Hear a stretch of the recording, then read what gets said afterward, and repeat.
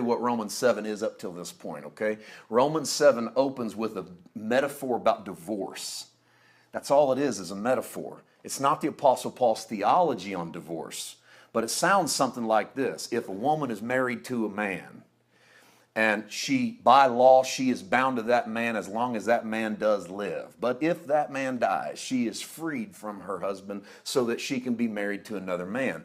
Paul's not giving you the theology of divorce. He's simply restating the law for a bunch of Jewish Christians.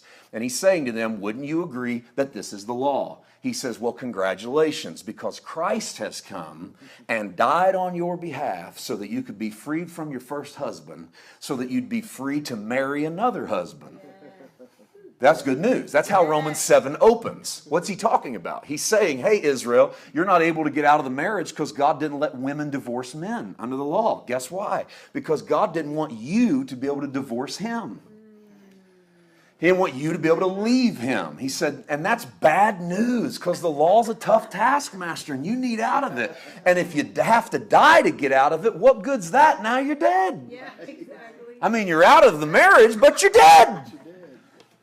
And so Paul says, so Christ died on your behalf. In other words, Jesus died as you. He took the wife's part in the relationship, knew that she couldn't get out of the relationship, so became the husband in the relationship and died, or became the wife in the relationship and died and said, now, I'm going to die as you so that you can relive. We call that resurrect. You can resurrect and marry another, and the metaphor gets odd. The metaphor gets strange because the same guy that dies as you get to marry after you resurrect. That's just Paul saying to you, hey, don't you realize what has happened through the death of Christ? And that leads us up to Paul saying, here's what I found about the law. He's a tough taskmaster. He's a tough husband. I was doing okay until somebody told me what not to do.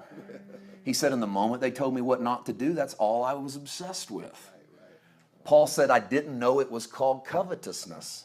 I didn't know it was called lust until someone said, thou shalt not lust. And Paul said, then I found that which had been dormant in my life suddenly became outrageous. I was lusting like crazy because I was told not to. He said, so I found that the moment the law entered, sin revived and I died. And he said, therefore I've come to a conclusion. The law is holy. The commandment is holy. It's just and it's good. In other words, Paul is saying, I've come to a conclusion. The law's not the problem. I am. The law just exposed who I am. The law just simply showed me what's wrong with me. I had the problem, I just didn't know what to call it. And then God said, thou shalt not. And I went, oh yeah, that's me. That one right there, that's the one, that's my problem. So Paul wants to establish, and so do I. The law was not faulty because it was bad, because it was cruel, because it was heartless, because it was cold. It was none of those things. The law was just, it was holy, it was good. It was not a mistake on the part of God. There was a purpose behind the law. And so let's start with the idea that the law is good. And if in grace we can get the idea that it was all bad and it shouldn't have been around. And I've even heard some outlandish thoughts about God and the law was, I heard someone this week say, I don't think God even gave the law. I think that man interpreted God that way because of his sin consciousness, and he gave law and called it God. We're getting crazy. We're getting wild and outlandish and calling it grace because we're not understanding covenant. So we're trying to come up with theories and we're trying to explain things away. Never try to explain things away in the Bible. Explain them into.